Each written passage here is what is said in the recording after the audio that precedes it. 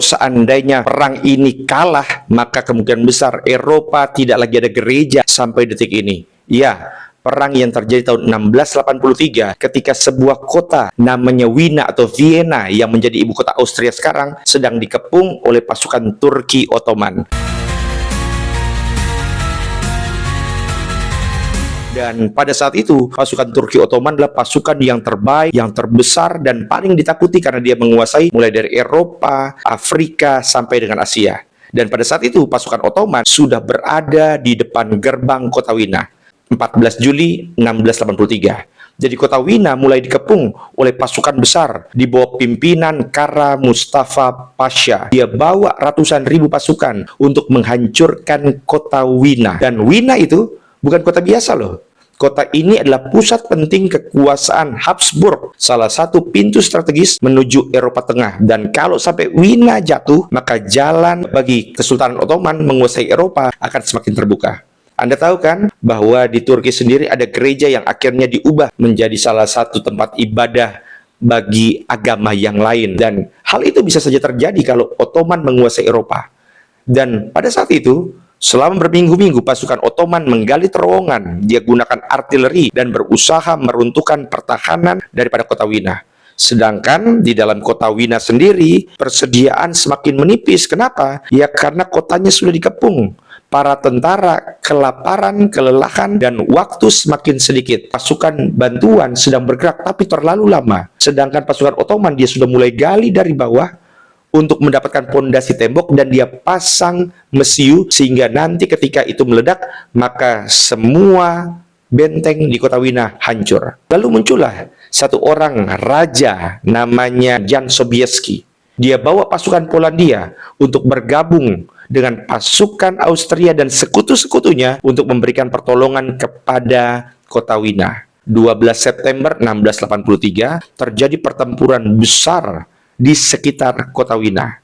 Pasukan bantuan tersebut menyerang dari kawasan perbukitan di Kahlenberg, sementara pasukan di dalam Wina terus bertahan. Karena posisinya ini kota Wina, ini Turki Ottoman yang ratusan ribu, sedangkan pasukan bantuan itu jumlahnya hanya sekitar 70-an ribu. Pertempuran itu berlangsung berjam-jam, kemudian pada sore hari, Sobieski, dia memimpin serangan kavaleri besar.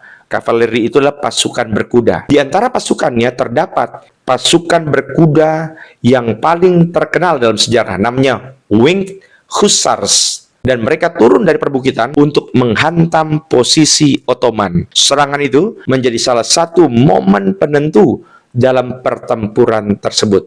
Pasukan Ottoman akhirnya mundur.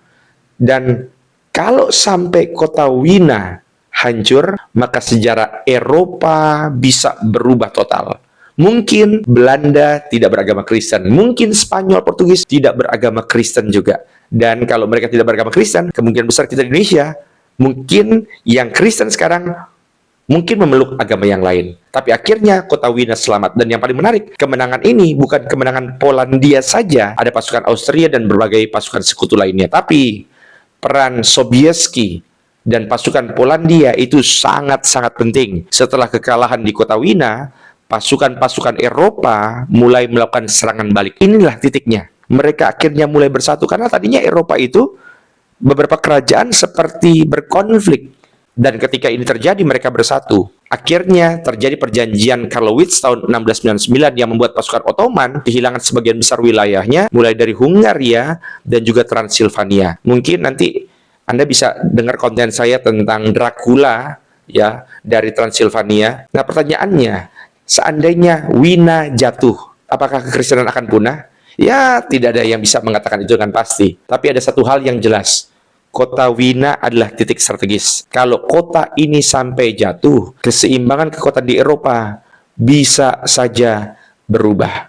Dan 12 September 1683, pasukan Polandia, sekali lagi Polandia, bersama sekutunya berhasil memastikan satu hal, bahwa Wina tidak jatuh. Dan pada saat itu, serangan dari Kesultanan Ottoman tidak bisa menguasai Eropa. Tetapi sebenarnya kalau kita melihat sekarang, serangan itu bukan lagi berasal dari Turki Ottoman loh. Serangan ke Eropa itu berasal dari imigran-imigran yang ada di Afrika.